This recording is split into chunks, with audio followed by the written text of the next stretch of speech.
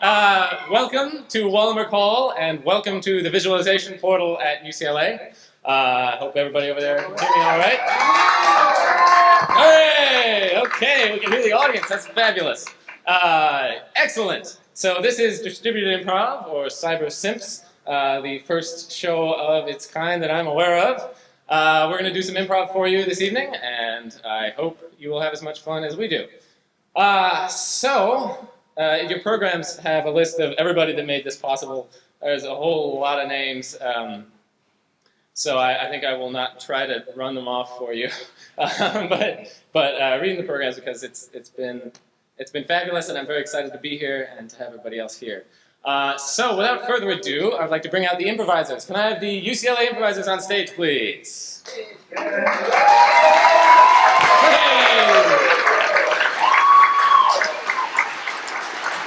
It's working! It's working! All right, and tell us your names, please.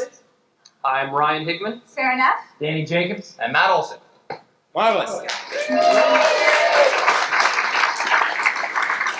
And the Stanford improvisers.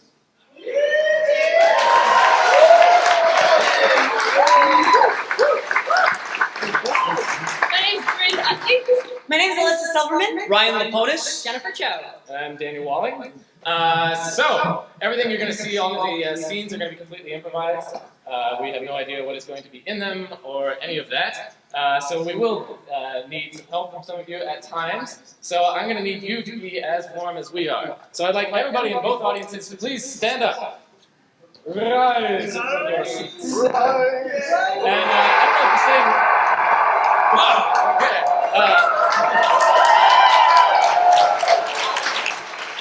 And if you, I want to see the audience. if you don't already know the person next to you, introduce yourself to them. Both people on both sides of you. Introduce yourselves. My name is Patricia. Nice to meet you. And give them a big hug.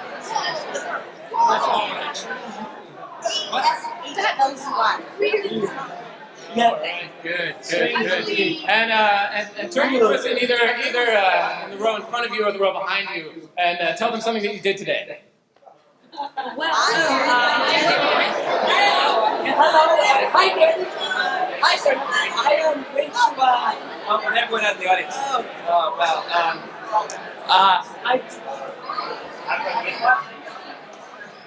What did you do, man? well, I didn't warm up for improv. It was fine. I think people like next week. Oh, great. Okay. Marvelous. I believe that's everything. You can sit down again. We should get chair.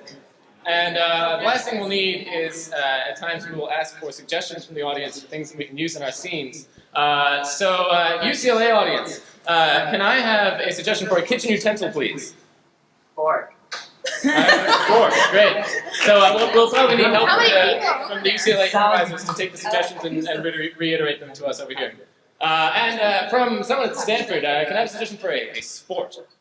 Soccer! That's soccer. Soccer! And someone from this side? Yes. What was that? Handball. Lacrosse, I heard. Lacrosse. Thank you. All right. So this evening we're going to do two shows? What? Just the one show, but in two halves. So we'll take a 10-minute intermission in the middle at some point. I'll let you know when that is, and you'll know because we will leave. So to get us started, we're going to do a radio play in the Western genre. We're fortunate to have sound designers in UCLA providing sound for us. Thanks, guys. So we're gonna do the first half. We're gonna do the first episode of a 2-episode Western radio play, and we'll see the concluding episode at the end of the show. So that's a little incentive to stick around. Matt Olson, you wanna narrate for us? Sure, you betcha. All right. So let's get started with some music from the Western genre. Here we go. That's right, ladies and gentlemen. It's time for another episode of The Parson. Yes, story of a simple man of the cloth who traveled the west around the plains of Montana and Wyoming bringing the word of the Lord and the arm of the law wherever he went. This week we find the parson ambling his humble, modest, but very tireless pony to the tiny town of Sagebrush, Montana. That's right. The parson was tired and exhausted from a long, long drive. His lips were parched and his butt was sore from all the riding he'd been a-doing. Evening, Parson.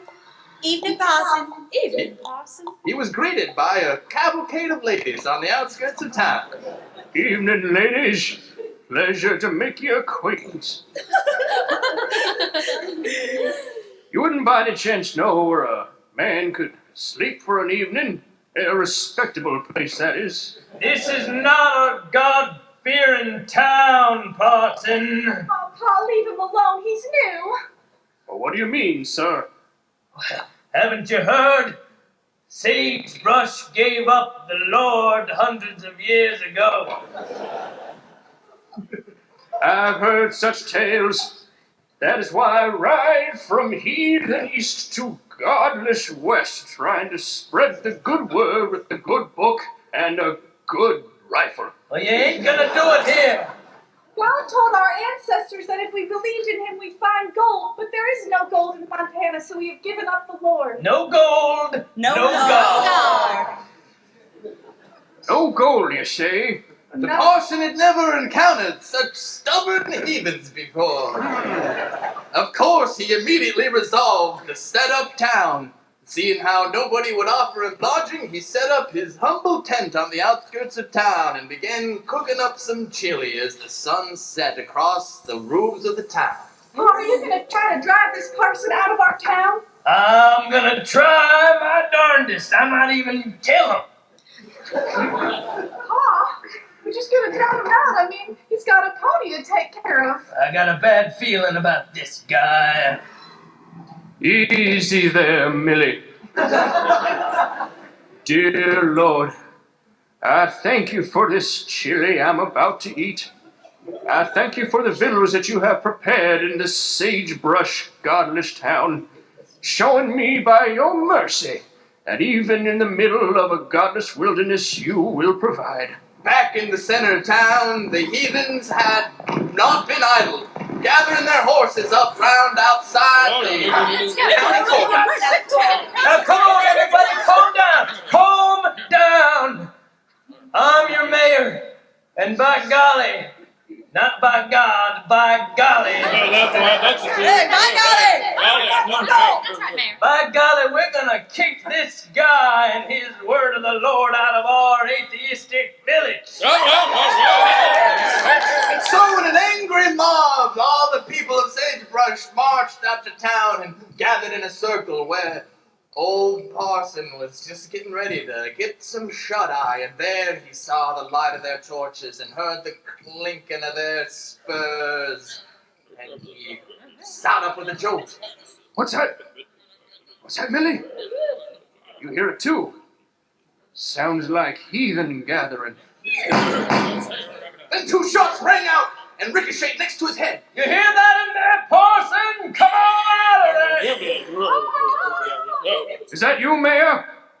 Is that you bringing your mob here to kick me out of your town? I ain't gonna go that easily. Millie, come over here so I can fetch my Winchester. That's a good girl. That's right, it's time for the shooting, girl. Wait, the Parson's got a gun. The Parson's gonna go! The Parson's got a gun. I'm just gonna take a warning shot. Wait! Where's the mayor's daughter going? Look how she's just running out, breaking Here I come, I'm aiming my gun. I'm not going to let you kill my pa! Ellie, come back here! It's just a warning shot. Oh, I'm having trouble with the firing mechanism. There it goes. Shot rang out, striking the daughter of the mayor right in her calico heart. For the love of Jesus and all the saints, I done shot an innocent child. I'm sorry. Oh, Ellie, stay with me. No, God, no. And As the blood trickled upon the dry desert's parched earth, the mayor locked his eyes in a steely gaze with that of the parson as the smoke rose still yet from the barrel of the gun. Parson, that's the last of my family to die. I'm all alone now, and I got nothing to lose. Mayor, I swear to you on the Bible and the cross and the Holy Ghost and the 6-shooter in my holster that I did not mean to kill that poor girl. You come in here preaching the Lord's word, and you shoot my daughter. Wait a minute. What are all you doing approaching me? I can't take you all out on my own. And as they all gathered around him, he could hear the mob as they all chanted a single word over and over. Golly! Golly! Golly! Take 'em up, boys! Quickly, Millie, on your back. Let's ride out of here, girl, before they done fetch us and hook us up like a heathen pumpkin. And so he jumped on the back of the horse. Will the parson make his way out from the mob? Will he make peace with them? Will he be able to once again bring both peace and justice to this crazy mob-ridden town? And would that mayor ever forgive him for shooting his little girl? You'll have to wait to find out what happens in episode 2 of The Parson. That's right, folks. Tune in approximately 45 minutes from now, and you'll hear the resounding conclusion of The Parson. Yeah! God be praised! And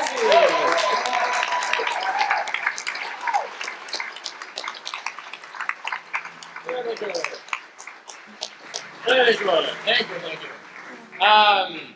Good. For our next scene, we're going to do a scene called the Death Switch. So I need 2 improvisers at UCLA and 2 improvisers here at Stanford.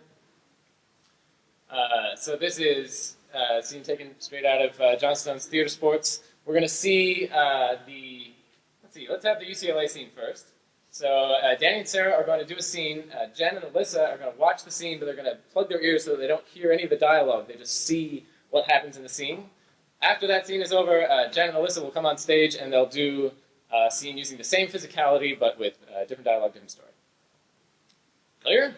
All right, I'm going to get out of here. So go ahead, get a suggestion if you want one, and begin. Well, screw it.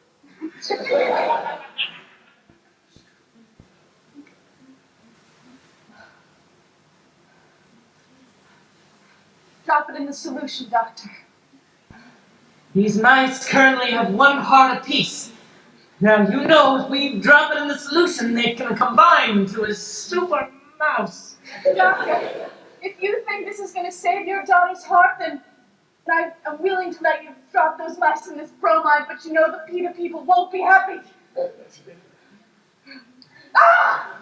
Oh, it's growing. It's growing. The mouse is growing. It's infusing. The hearts are infusing together. Oh my God, the mouse is escaping! Okay. Doctor, be careful, they're about to eat your knees! I'm frozen with fear. Oh God! Doctor, I'll use this solution on the wall to spray you! That even hurts more! Oh, my knees! I'll get the knife and scrap them! Oh, God! It's dead. And with it, the chances of saving my daughter, Assistant Calla. Doctor, you can't have your daughter. Maybe you could have me. You mean you romantically or your heart?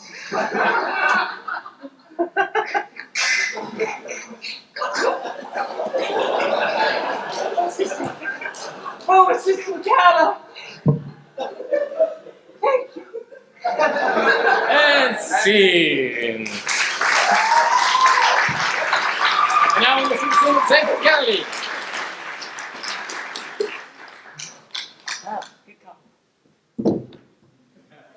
Billy. Mom, I'm home from camp and here's the shirt that I wore for all 5 weeks. Oh, God! It's tie-dyed now! Yeah, I put it on as soon as I got off the bus and I wore it for the entire 5 weeks and I don't remember how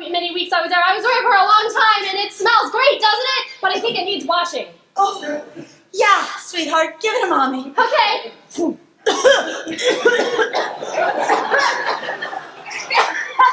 Mom? What's wrong? Yeah, that smells like Camp Chippewa. Isn't that how your shirt smelled, and how Grandma's shirt smelled, and how Great Grandma's shirt smelled when y'all went to camp there? Oh, there's a spider in it. Oh, that's Camp Chippewa, all right. Lysol. No, this is my friend. I brought it back from... Don't... Oh, are you going to kill him? Because I was going to introduce you to him. This is Muff. Sweetheart, spiders usually live outside or at Camp Chippewa. Well, I don't know. Muff stayed with me in my cabin the entire time, and we became good friends. See? See?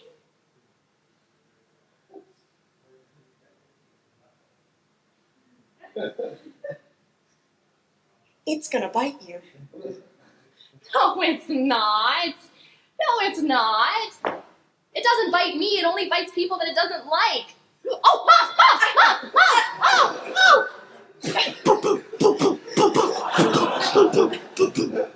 Oh! Let's see.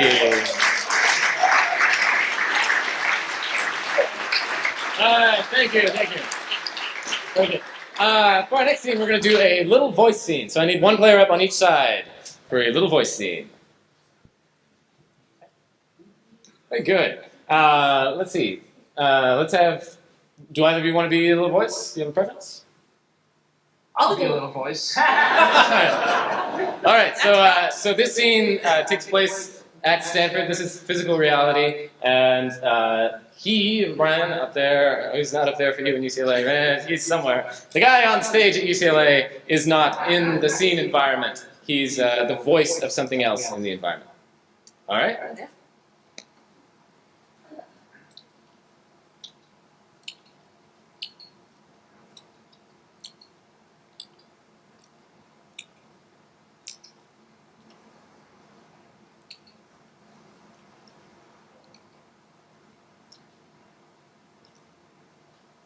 Tina. Tina. Yes? This is your body, Tina. Excuse me? Who's there? Your entire body. You've been neglecting me for many years, haven't you, Tina? I'm Tina. When I say it's me talking, not my body. Well, now it's your body talking. What's with the caramel apple, Tina? That's the last frickin' straw. You've been smoking and drinking. What business is it of yours what I do with... Oh, my body. You don't believe I'm your body? Watch this. Stop it! No! I don't want that exercise! You don't like jogging, do you? No, little miss, I want to get up and watch Regis and Kath and me, or whoever the new chick is. It's a very entertaining show, okay? Is it as entertaining as watching your heart die slowly? Ow! Stop. Just keep beating normally. Okay, look. I'm sorry about the caramel apple, and I'm sorry about hours in front of the television, but can't we come to some sort of compromise here? Perhaps. What you have in mind? Well... I don't know, let's say 3 to 4 days a week. I won't watch 3 to 4 or 4? 4 days a week. I won't watch any TV. Come on, talk to the hand.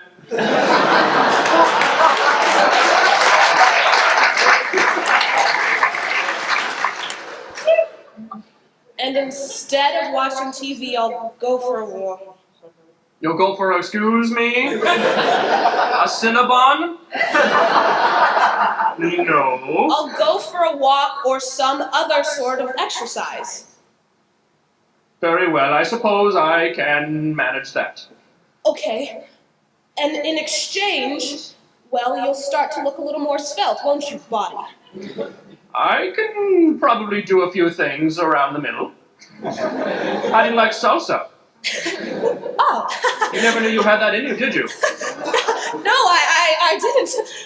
Potty, I can tell. This is the beginning of a beautiful friendship. What do you say we go and have some egging? All right. All right.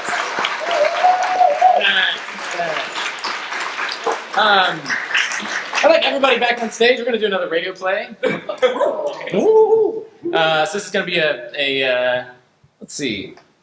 Let's have not horror. We need to Horror? do some horror, yes. Horror? Some horror. Golly. In 5 minutes or less. Oh. Thanks, Daniel. Anyone want to narrate this? Sure. Boss? I'm going to start with a musical cue. Yes. When we're ready, we'll begin with musical cue.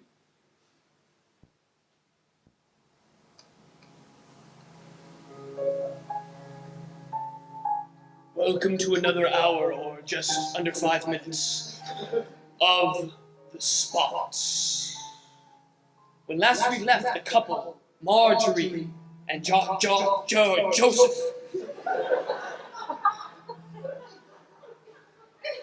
they were walking through the laboratory, Dr. Quiggin's laboratory, where Joseph had a night job.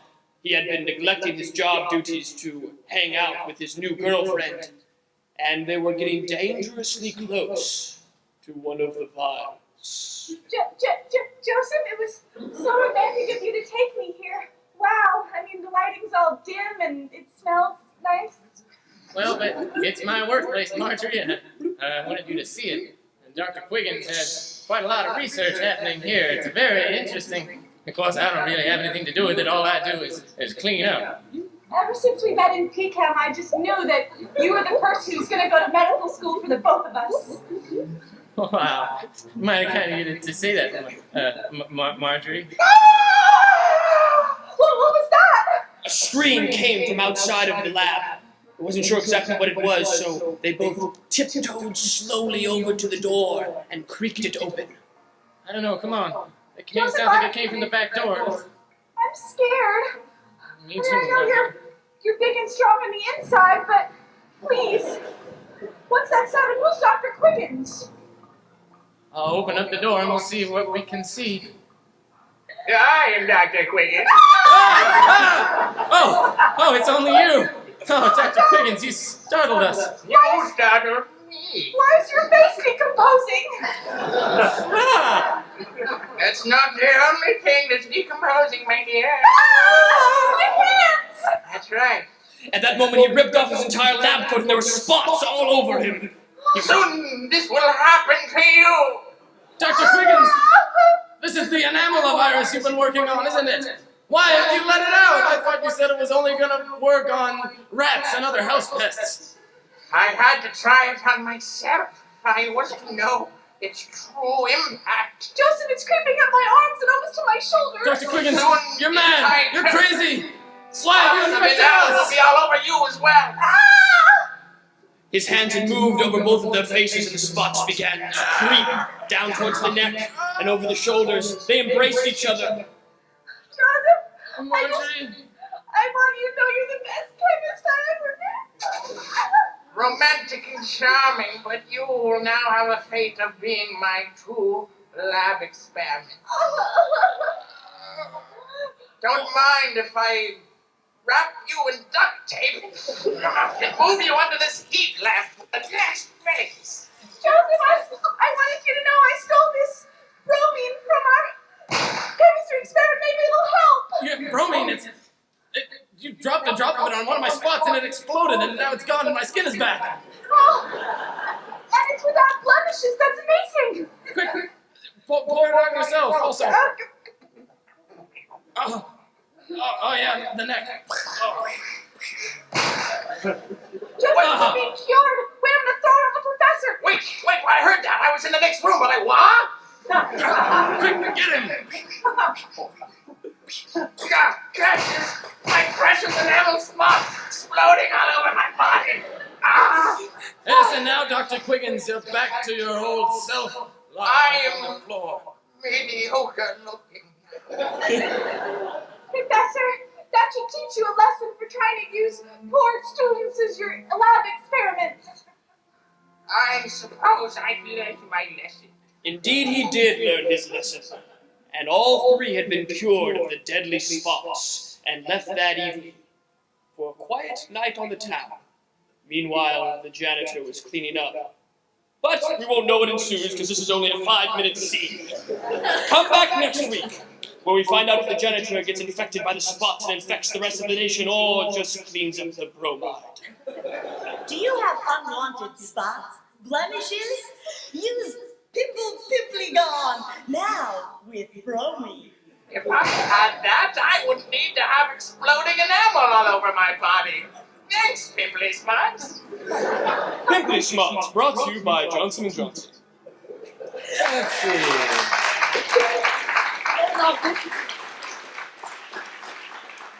Thank you, Ryan. I would like 2 improvisers up for a mutant narrator, please. 1 improviser on each side. Don't all leap at once. What's a mutant narrator? Mutant narrator is, so Matt and Alyssa are the same person, and they speak in alternating words. Oh. So tell us where you are, Matt and Alyssa. We are in a... Every other word there, Matt. We are in a baking factory. Okay. All right, they're in a baking factory, so they'll begin with a. Can I have a verb, please? Run. Okay, so they'll begin in the present tense with running. running Across the floor. I Duck. under On baking. oven. It Is huge and wants attention. opening The baking door. I Remove a rack of muffins. and Put it on the shelf. now I can eat a muffin from the shelf. Suddenly I hear the supervisor coming towards me. ah. Hey, Hey, I was just testing the muffins. suddenly He runs towards me. and I lunge. away. I Trip over a muffin and land on the greasy floor skidding across to his feet. I Tumble and we tumble into the oven. this Is the hottest place I've ever been. Very nice. Very nice. All right, now I need 2 players on each side. 2 players on each side. This is going to be a he said, she said scene. But with a twist. So I'll explain this and then see if it gets across. Okay, so Sarah at UCLA and Jen here at Stanford are both the same character. And Ryan Laponis and Ryan Hickman, conveniently enough, are the same character. So they won't watch each other, but they will have the same dialogue. So Ryan Laponis will speak for the character of the Ryans, and Sarah Neff will speak for the character of herself and Jen. And the person who is not speaking on each stage will designate the actions that happen. So after each line of dialogue, somebody will say, he said walking over and washing his hands in the sink, or something like that. We'll designate what action is associated with that last line of dialogue. And I think the rest will be clear once you guys get going. So are you... Let's see if this works. Is that clear to you? Yeah. All right, so Ryan and Sarah are doing dialogue. get a suggestion for a place or a relationship. Cool. And begin. Where's a place that you might fall in love? The beach. I heard a restaurant. Oh, nice. Right? Did you get that? Did you get that? A restaurant? Sorry, Catherine. Did you hear that, Ryan and Sarah? Oh, there, over there. Restaurant? How do you can hear us? Good? No, put your thumb down. Hello? Sarah Leslie's food and sign. Oh, we lost sound. We're just gonna do a little dance. Hey! Hey! All right. Oh, wow. We have the best tech staff on the planet. Did you guys get that suggestion? A restaurant? We did now. We do now. Restaurant. We got a relationship? There is no relationship yet. Princess, I'm glad you could come. Would you like to have a seat? He said, pulling her hand and throwing her into the seat. I don't understand why you've taken me captive in this bistro. She said, covering her hands in mortal terror. It's because you hold the secret to the greatest recipe that is in all of England. He said, removing the cloth from his hand to reveal a secret weapon torture device. Oh my God, you've gotten the biggest basting spoon in Turkey. She said, looking closer to admire its girth. Don't get so close! He said, jabbing her very nearly in the eye and forcing her back. I'll never tell you how to make Thanksgiving dinner Armenian style, never! She said, struggling to escape. There's no sense in trying to escape.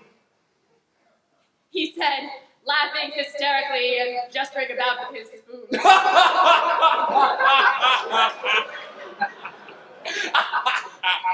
I know you want the recipe because my father wouldn't let you be prince and therefore my husband.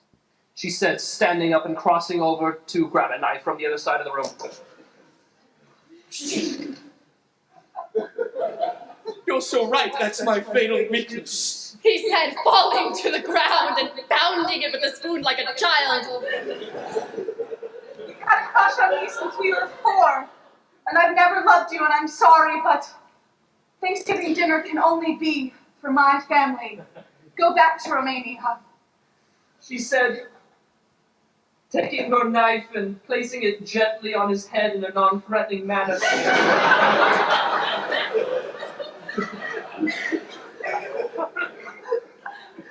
You have performed the ancient Romanian gesture of gratitude.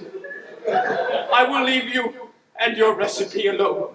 He said, sliding out from under the knife and standing humbly with his spoon across his chest. We will now do the famous Turkish knife spoon parting ritual. She said, beginning the famous knife spoon Turkish parting ritual.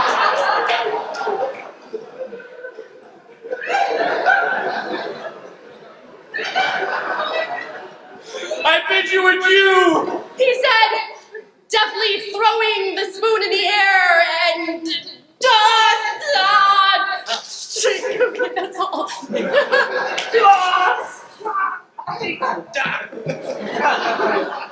I wish you the best of luck in your future cooking endeavors. She said, returning to the kitchen with a single tear streaming down her right cheek. And see.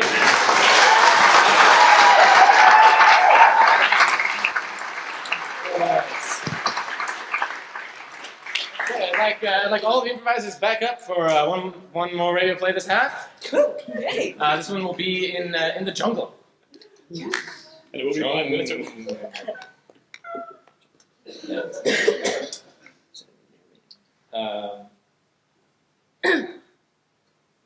Who wants to narrate? Someone on that side. Someone on that side. I'll narrate. Sarah. Certain. Very good. And we'll begin with some kind of sound. Musical cue?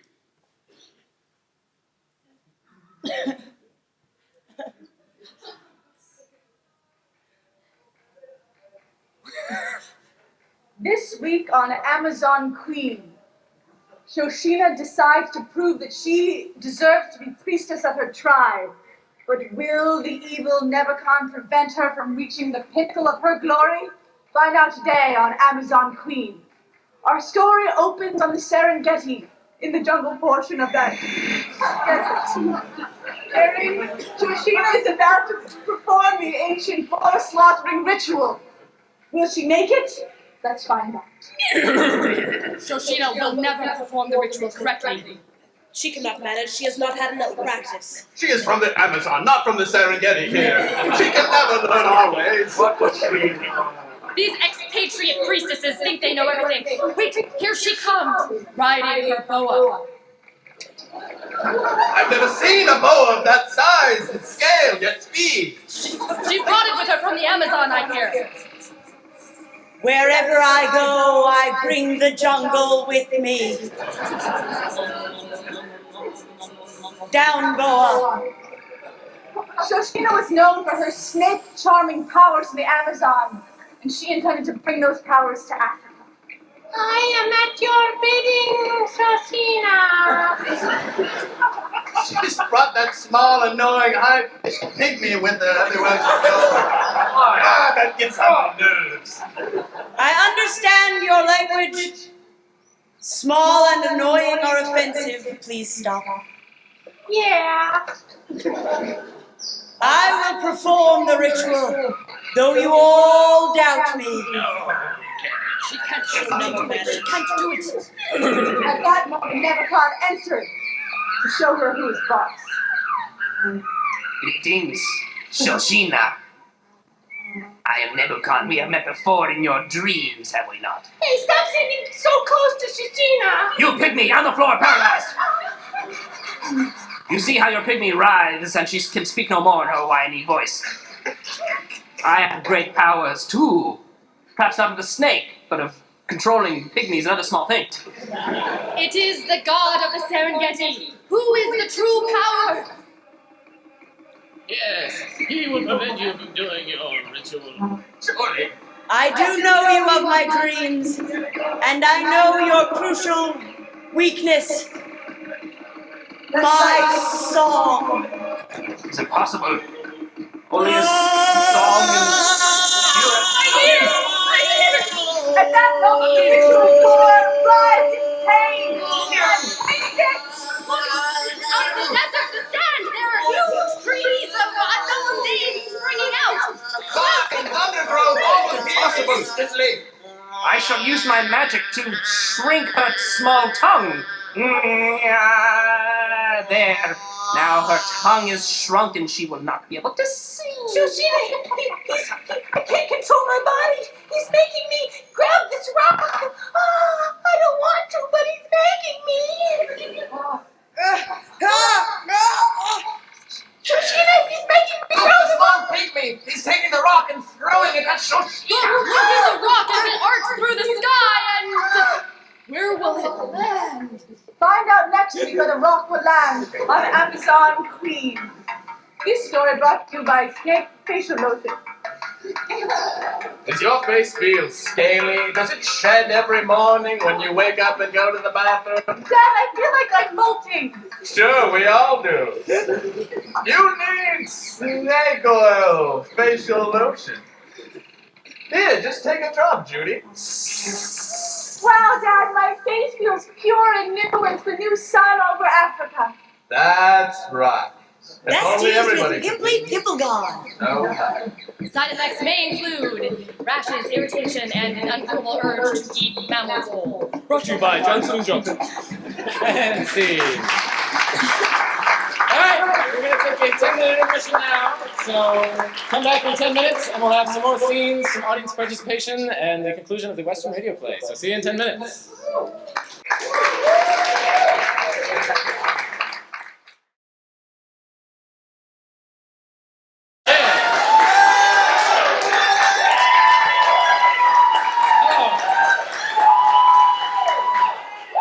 Thank you. Good. I guess we'll start now then. Let's have some improvisers. UCLA and Stanford, everybody back on stage.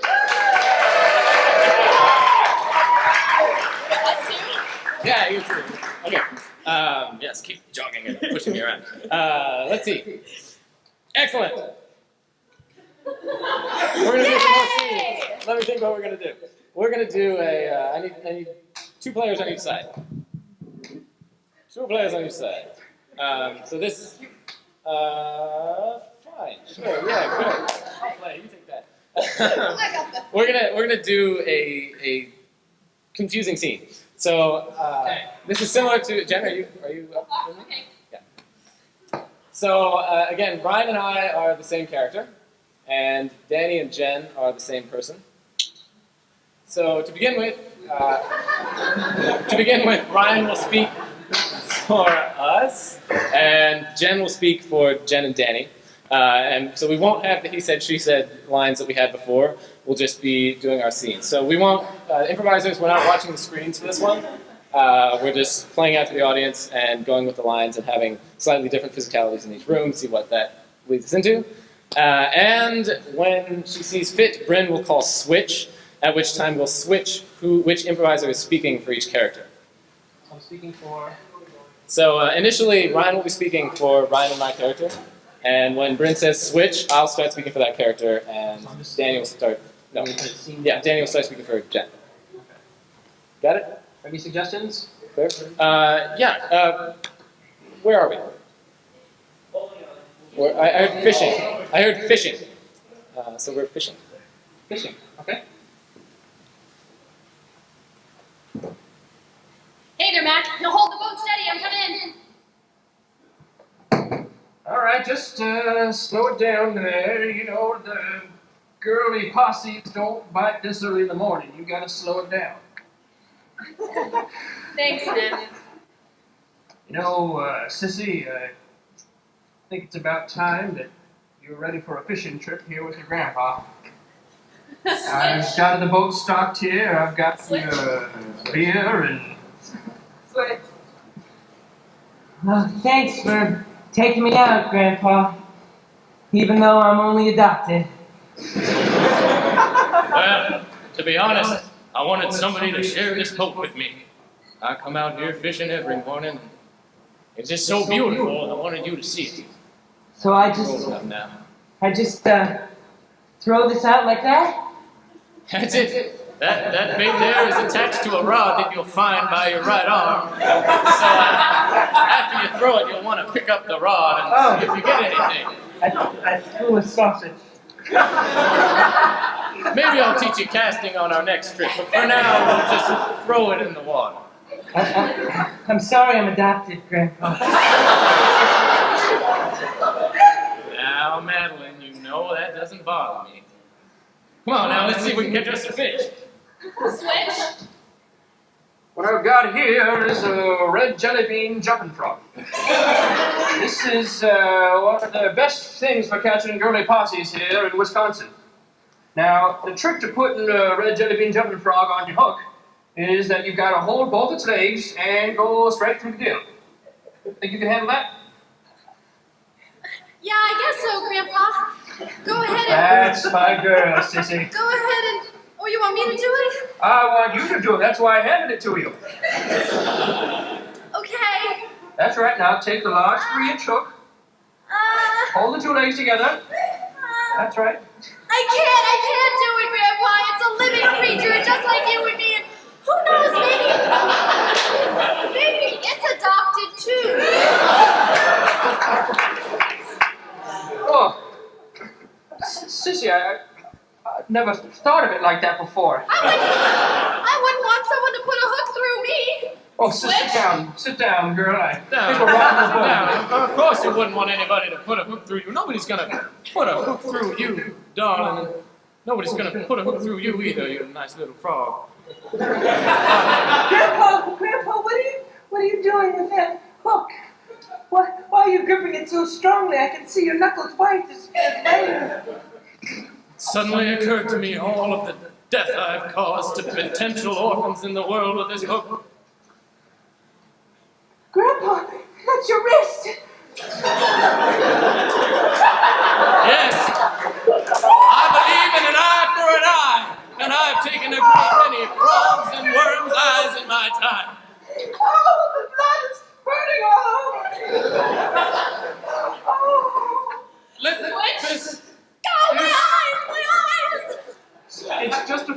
And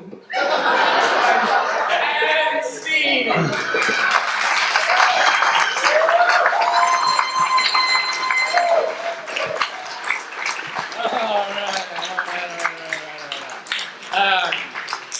Improvisers, who would like to do some Shakespeare?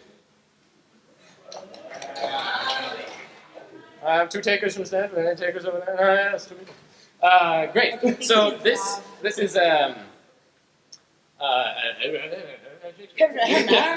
so for this scene, Olsen and Sarah are gods, ancient gods, and they're up in wherever they are, and they are so. You two will In start. Golly? You two will in Golly. You two will start off stage, and so the gods are talking about something. They're gonna watch some part of Earth today, check up on some people, and so we will see their scene. So gods, you're omnipotent, and you're going to watch a scene. And does this make sense? Yeah. Good. Show don't tell. Then I'm gonna get out of here. Huh? They're kind of like narrators, sort of? Yeah. So basically, your function is omnipotent narrators. Go. Very well, Daniel Wally. Well, graceful Juno, we meet again on our hallowed plain to make sport and look at the lives of the foolish mortals as they play out their puny lives below. Ah, Jupiter, today we look upon Athens, and we see the good Cronius, who loves the good Delilah. Ah, yes, Cronius, a humble blacksmith by trade, slow of wit, but rich in heart. Ah, like Vulcan, your son, and like many mortals before him, he is good yet weak. Ah, but fair Delilah, she would fire the loins of a dead, boneless pork loin. That makes me think of barbecue, but that's a discussion for another time. Look, they enter, where she comes into his smithy shop. Her pridefulness prevents him from seeing his beauty. Delilah is the wealthiest citizen in Athens.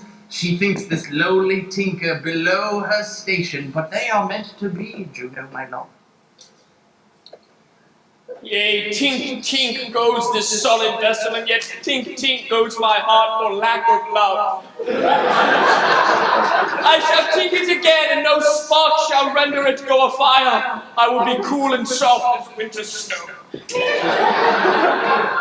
Soft, Juno, the maiden doth approach. Ah, her hair is like the milk of Venus's moon. As it wakes up in the morning and is lapped by the silver-tongued cat of dawn. Cronius, I do come to fetch the shoes for my horse. Her silver voice doth pierce his heart, like the archer's bow doth pierce the heart of the dove. Nay, her words do play upon his heartstrings like a lute with arthritis. Look not at me so strangely.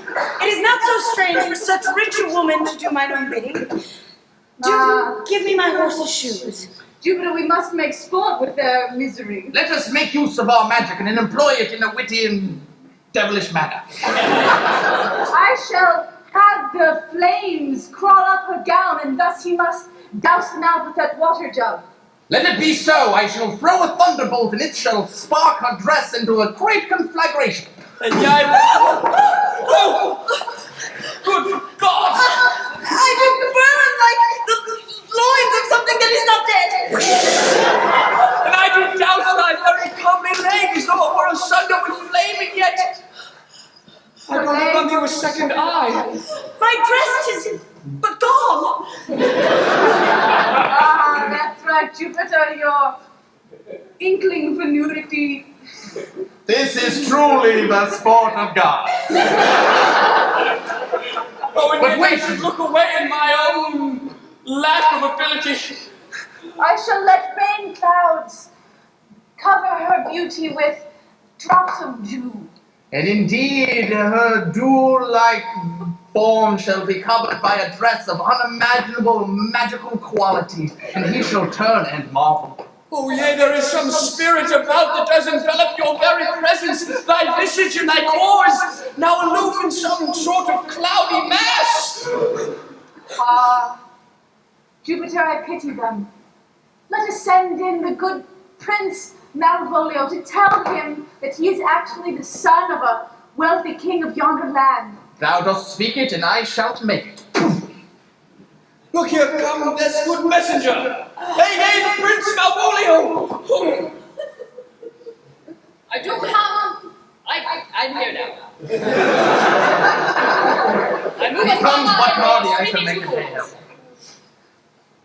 Rise, fair child, for though you are good of soul, you were weak of being, until now, for I give you news of a heritage rich but hidden, for you are the son of the great prince who is dead now, and you are the greatest man in Athens.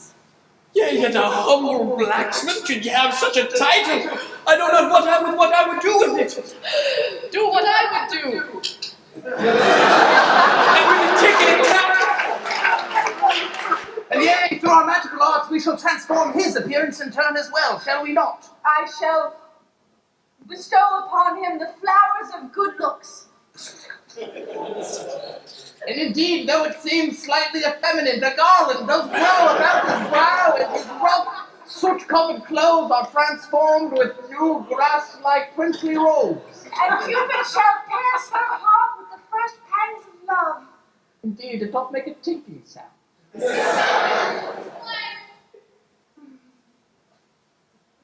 I believe a monologue of love is approaching.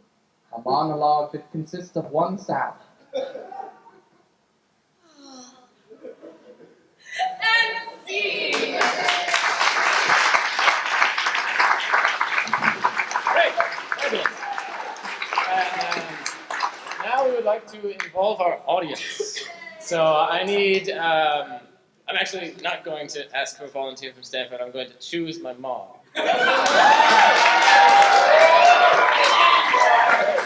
But we need UCLA, I have an improviser from UCLA, we need an audience volunteer from UCLA also. Sure, can we get one person?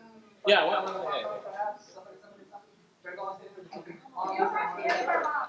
There you go. Sure, right there. Neil, this is Neil. Hey, Neil.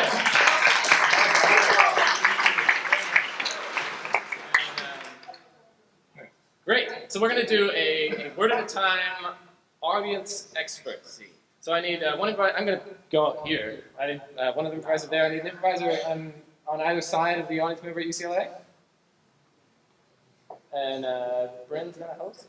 Great. So Mom and Nick.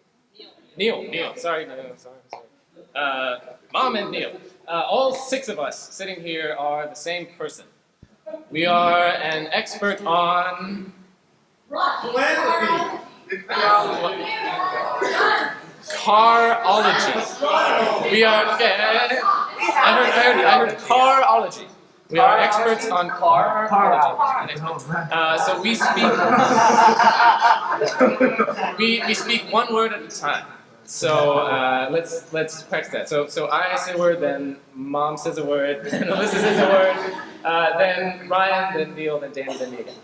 Okay. So if we were going to say today's date, we would say today Is May Times 2039 and 19. 40.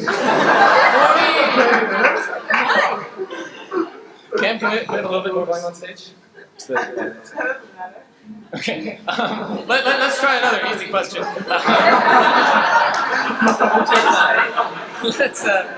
Let's find out what country and state we are in.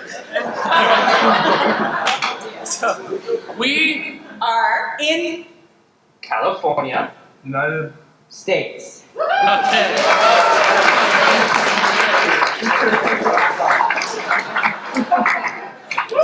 Take it away. Welcome back, folks. We're here at Vroom Vroom Vroom.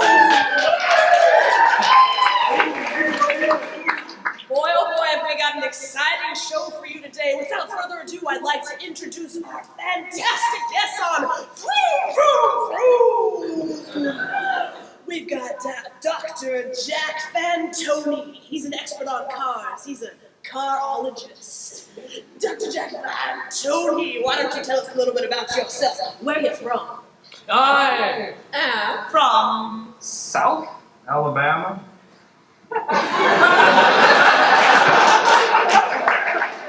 And boy, do they got some great cars rusting out in backyards.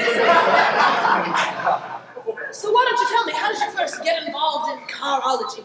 well, One time, I saw cars driving.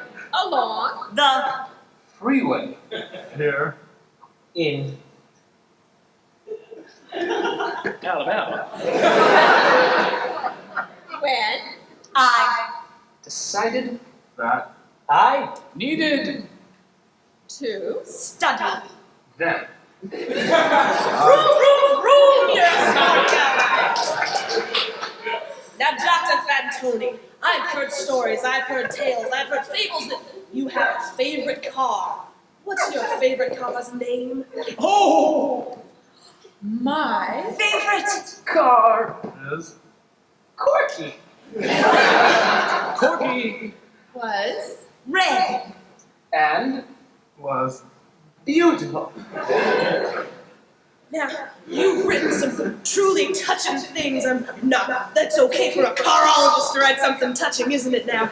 Because cars are touching things. And I'd like you to tell us that beautiful poem you wrote about your dear Corky. Dearest. Corky, I love. you Morky. Because whenever I Sit. within Your reach. I am Happier. than Screech. Ladies and gentlemen, not only is he a carologist, he's a poet as well.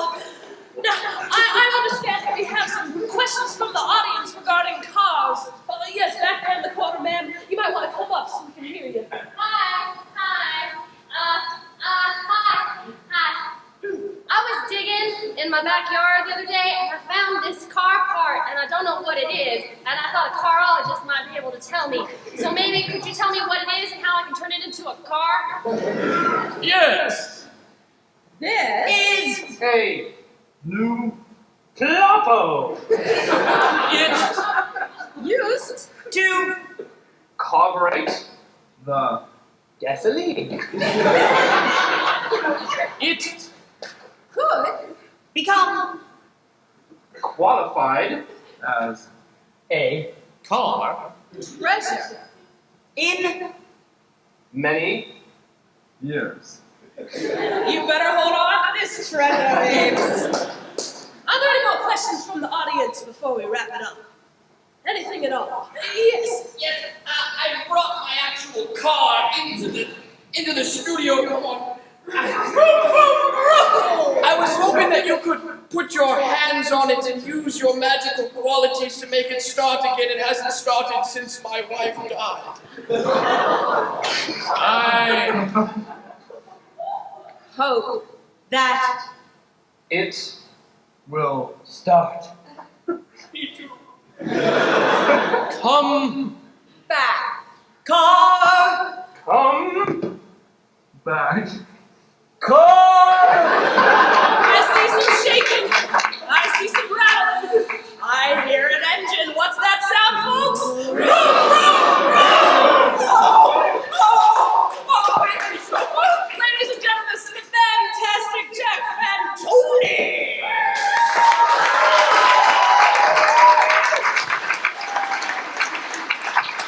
See.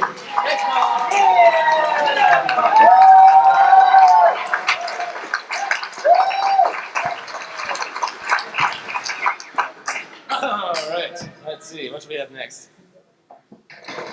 Let's do another radio play. Why not? How about that? So, this is a radio play in the Masterpiece Theater.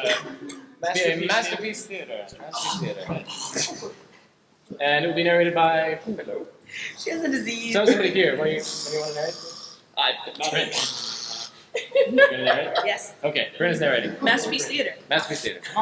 Beginning with a sound or musical.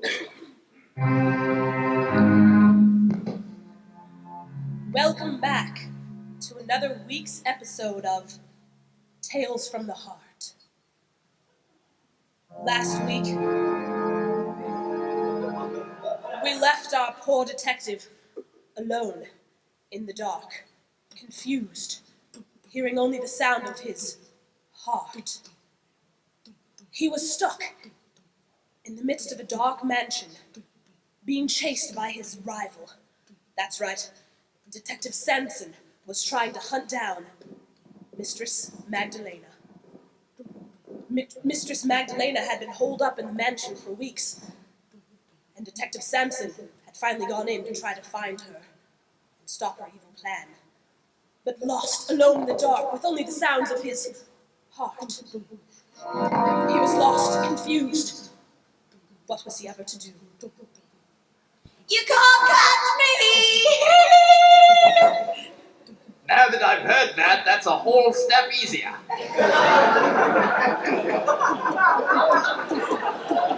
Following the echoes of her screeching voice, Detective Samson raced through the dark hallways. Got to figure out where that voice was coming from. It sounded like it was coming from this very cold room. What is this? Yes? Oh, it's not a room, it's outside. Ah! Detective Samson, sir. That voice. Oh, wait, I see you. Your face is lit by a candle, old woman. Come closer. Detective Samson, my name is Martha Graham. I have been following you for all these hours. I know many secrets, for I used to tend the grounds here. Tell me, Martha Graham, if you were running away in fright in this estate and ran out into a cold, blustery night like this, where's the first place you would stop? The greenhouse. The greenhouse. Without a doubt, the greenhouse. Lead the way, Martha Graham, lead the way. They walked through the cold grass toward the darkly lit greenhouse. Notice how the window panes are cracked. But this doorknob is completely brand new. It is imperative for me to stop Magdalena. We've been rival detectives for far too long. Every case she thwarts me, and now I'm going to create a murder of my own. What's that? My portable phone. Hello? I gotta keep the battery crank going. Hello? Detective Samson, this is headquarters. Come in HQ, or hoy hoy. If you don't solve another murder in the next day, you're off the force, and Scotland Yard doesn't want anything to do with you anymore. There'll be a murder to solve, all right. The heat was on. Detective Samson's heart began to pound with fright. What was he to do? All of a sudden, his nemesis, Mistress Magdalena, appeared in the doorway of the greenhouse. I replaced the doorknob so I could lock you in. Wait, what's that? I'm trapped inside the greenhouse, and I see her sprightly form bounding away across the plain. I'm sorry, Detective Samson. Don't worry, Martha Graham. She made me do it, sir. I've had an incredible crush on you after following your exploits all these years. Oh, bloody hell. Betrayed at every turn. What can I possibly do?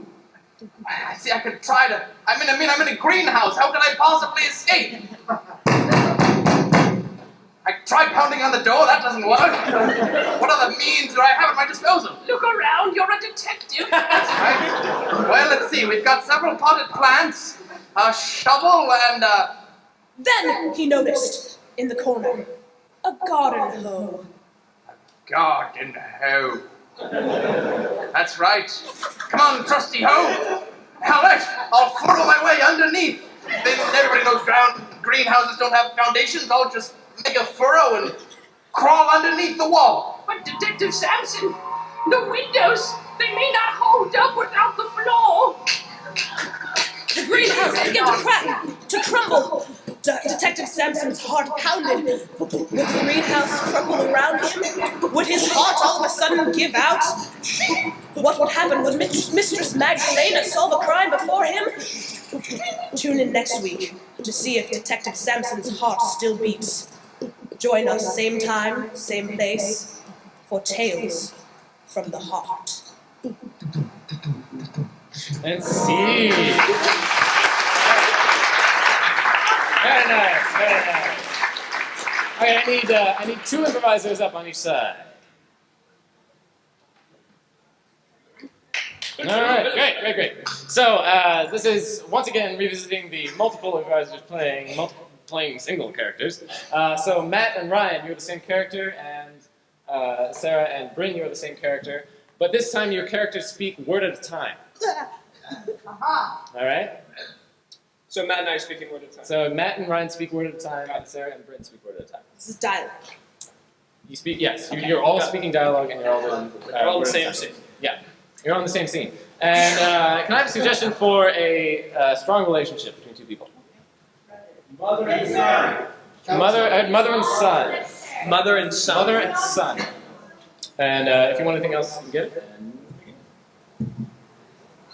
Jerry, We need to talk. Is this about Dad? Yes, I'm sorry, but we're getting a divorced. I No, this is really hard. for You, but we want you to know that we love you. This is the hardest thing I've ever done. but I'm leaving. what? Timmy! well. What Should I do. You are Going to break my heart. You broke mother. Timmy, You're my only son. and I love you. Let me Go. fine Be that way. I Am disowning you. good. The Courts will decide who will get me before You go. I Want to give you this box of cookies. wherever You go. you Will eat them and remember me. are these chocolate your favorite.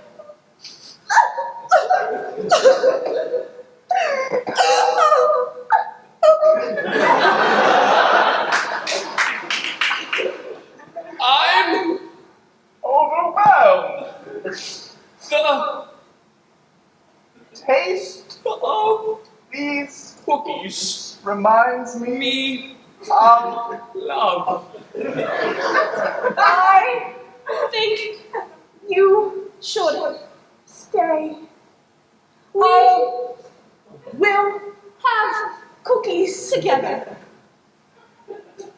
Okay. I Going to stay.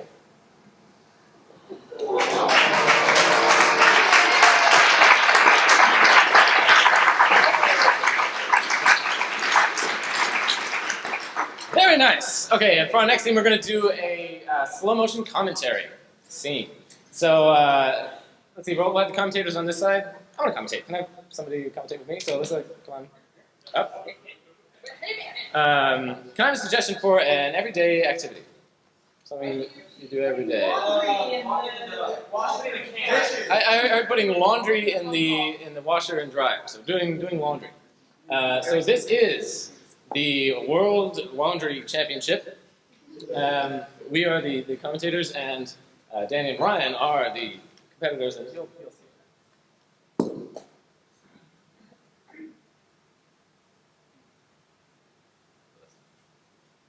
Sorry, didn't realize you were going to say it.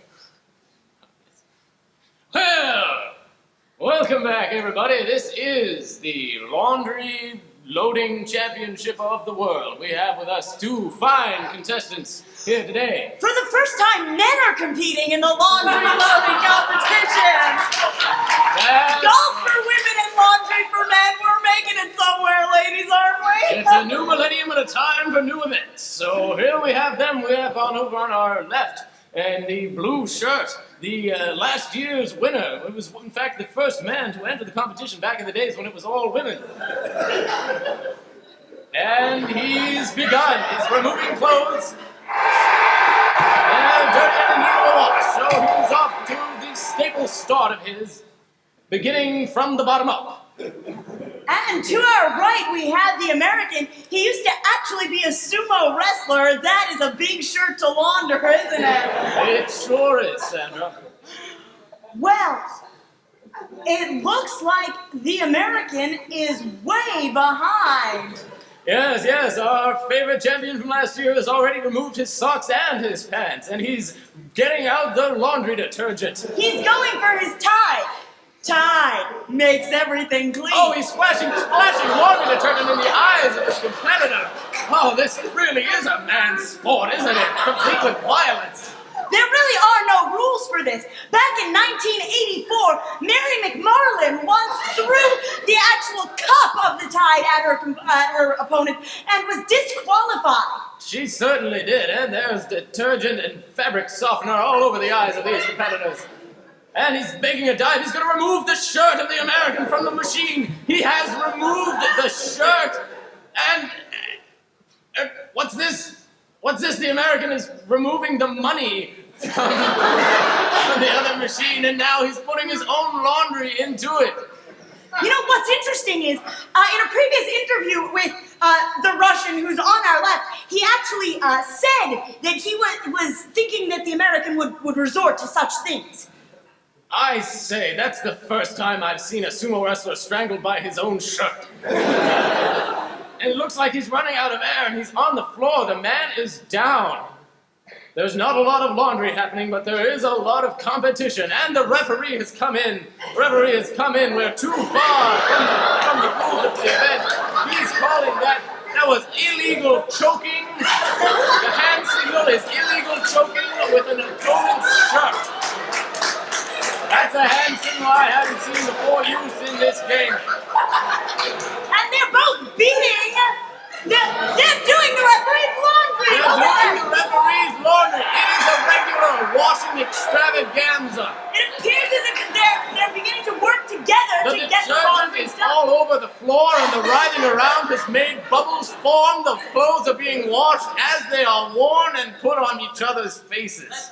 Ladies and gentlemen, this may be the last time we see laundry doing as a male sport. We're going to have to take a break, so we'll be back to find out what happens. Oh, it looks like we have a winner. We have a winner. The American has won it. The referee's given it over. The Russian has fallen. I think he's dead. Now a word from Tide. We're done.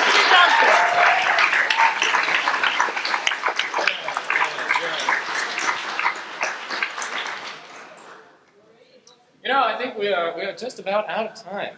So I'd like everybody back up on stage, and we're going to find out what happens in our Western Parson. Parson. I'm done. Where did that go?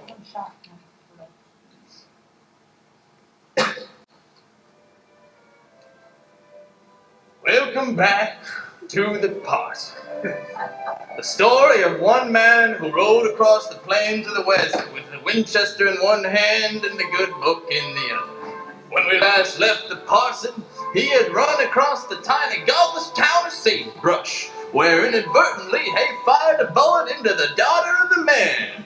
An angry mob had gathered around, and he just at that time hopped upon his faithful, trusty, yet scraggly pony Millie in an effort to get away from their angry reaches. But first, a word from our sponsor. Old Improvised Radio Theater can't happen without your support. We at the Old Improv Radio Foundation have a collection of thousands of old dusty cassette tapes to sell to you at discount prices. If you call now, you can order 101 copies of the most classic moments of the radio days and yesteryear at a low price of only 32 cents. Dad, I'm so happy you got me old cassettes of the Parson. That's right. You can have such things as episode 1, The Birth of the Parson. And the episode 36 with Bob Hope guest starring as Zorro. Mind if I play through? Be my guest. That's right. If you also order now, we'll give you an extra bonus tape of Parson bloopers. Oh, Harvey! Sorry, boys, sorry. It's all the classic moments from the golden days of yesteryear. But now back to our exciting dramatic story. The parson had just leapt upon the back of Millie. The mob was angrier than an angry mob has ever right to be. Calm down, everyone. I'll tell you plain what's gonna happen here. God's not gonna help us, that's for darn sure. So you all stay here, tend to your children. I'm gonna go off with my Indian friend, Waku. Waku!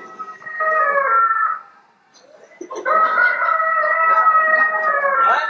It's daybreak, Mayor. It means that the day has begun. A new day has begun. Don't you think we should just let bygones be bygones and forget all that silly revenge business? Well, the town was... That's my call of revenge. Sorry, it's been blown. I gotta go. And so the mayor of the town mounted his horse, and a cloud of dust and smoke went across the plains following the direction that the parson had last exited in. Whoa, Millie. Whoa. Meanwhile, back in town, things were a hubbub in the saloon. What's that getting? Now hold on there, people. Now the mayor may be leaving town, but I own this here saloon and I'm going under because there ain't no gold. God or no golly or this or that. It was part of the town charter that in the absence of the mayor, the saloon owner became the vice mayor. Now the thing of it is we need gold, and now I want everyone to start looking around and try to find some, because this town of Sagebrush sure needs some financial help in this dire time. Oh, looking for gold sure is hard work. You there, you go out there on the plains. You there, run up over under that craggy rock and start mining. You there. Yes, Mr. Vice Mayor. Yes, Mr. Vice Mayor. Meanwhile, as the vice mayor began administrating from the saloon, the parson and the actual mayor were on a heated chase across the plains. Yeah, Millie. Ride like you got the wind of God at your back. Yeah, that's right now. Except we gotta loosen up. Just around this bend here, I see a little spruce grove where we can hide. Whoa there! I shouldn't have given you the chili. Keep moving, girl. Come on. That's a good girl. Just there The we parson go. noticed that Millie had become far too volatile and gaseous to continue. I'm gonna have to pull you out over here and tie you up for the night. Looks like we may have lost him. But the mayor had hopped on the train and made up all the lost time. Hey, where are you, Parsons? Me and my silent Indian friend Waku are on our way. As the train passed by the spruce grove, the man noticed, and he saw the horse Millie tied up there. So leaping off of the train, he wandered off towards the spruce grove as the train faded off into the distance. Waku, as we're walking here trying to find the parson, I feel the need to tell you a little bit about my past and about the town of Sagebrush. Your animal noises are as impeccable as ever, Waku. Waku only communicated through his spirit animal sounds. Waku, you know, I know this might seem vengeful what I'm doing now, but sagebrush was cursed, I'm sure of it, hundreds of years ago, when the original founder of sagebrush, John Sagey, founded it. And he was a bad man, and he put a curse on it saying there'd be no gold at all. It was as if he could hear the growly voice of John Sagey in his own head. And ever since then, people have died and been born and married off and traveled around, and no gold's been anywhere. And so I said, if there's no gold, there's no God. Freeze, Parsons! I'm the Parson. Freeze, Mayor! I call you Parson because I could see that collar underneath your shirt. You're no mayor. You're a priest. Priest McGlanagan, if I'm not mistaken. Waku, it's not true! Waku, come back! Come back, Waku! And with his patented rooster call, Waku fled from the scene, unable to bear his company any longer. And so... It's just you and me now. And the angry mob, which had apparently returned. Golly, golly, golly, golly. Now, come on, everybody. Listen to me, people of Sagebrush. I have one thing to say. Now, I'm a God-fearing man. Excuse you, Millie. I'm a God-fearing man. And I aim to come here and bring you nothing but the good word. But it seems like this mayor here is the one who's lost his way. Your mayor is really Priest Thomas McGlanagan. He come from Kansas City. They have gold in Kansas City. Not only they have gold in Kansas City, they've got gold right here in Sagebrush. What? It's not true. Nobody believe him. It's not true. I say, remember what he did. He killed my daughter. Lift up your shirt, Father McGlanahan, if you dare. Okay. He's got gold tied around his chest. He's a tiny torso's made of gold. That's correct. We were in a shootout 3 years ago. I shot that man in the belly 3 times because he was a sinner, as you can think of my flashback. But he survived, and the only way that man could survive is if he had a belly of gold. It's true. I've been stealing all the gold of Sagebrush for as long as I could live. There, how could you? That means if there is gold, then there is the gold. The cows are indignant as well. I guess it is godlike to be mean to a guy that's been so mean to you, and that's why my daughter was killed. Is she killed? Is she And really? then the crowd parted, and they saw a tiny figure in a calico blood-splattered dress walking through it towards them. Step forward, little Sally. Sally. The power of God commands you. Father, God has healed me and has brought me to you. I forgive you for hiding our gold and hiding your apparent Catholicism. And I want to say that, Father, I'm in love with the parson, and I intend to marry him, and we can put down roots right here in Sagebrush. And when they would be That's able my to do heart so- a-thumping, little girl. But I'm a man of the cloth. And although my heart is beating hard just at the sight of you, and at the sight of your pure spirit, I know that it's only me and Millie in the lone plains. I have a job to do. Thank you, Parson, and God bless you. I'll be waiting. And so the parson mounted Millie and ambled off towards the horizon, headed for yet another western town, leaving the town of Sagebrush behind a little bit more God-fearing than when he did arrive. I'll be legal in 3 years, Parson. God bless you, Sally. And God bless you, Tokes of Sagebrush. God bless you, Parson. God bless us, Everyone. And at that moment, Waku returned with a bag of gold in each hand, which he did donate to the parson in a token of generous gestures. Which sounds like an abstract way to say he gave him the gold. I thank you, my heathen brethren.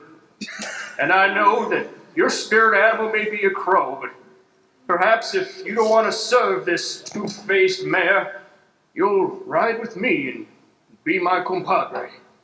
And his condescending phrase did touch Waku in such a manner that, despite the very unfortunate overtones, Waku did mount Billy behind them, and the two of them rode off. Goodbye, Waku, my silent Indian friend.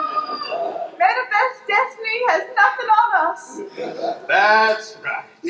Tune in next time when the parson converts a whole gaggle of Mormons. You're all going to hell, or I'll send you there first. This is Tales of the Parson.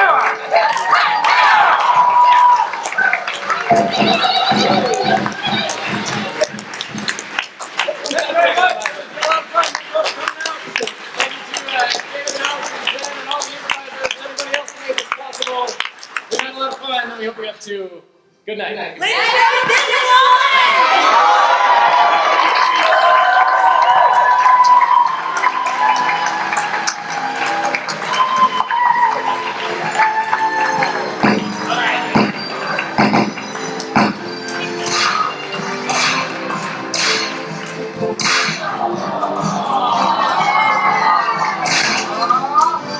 Yay, sound design guys. Woo!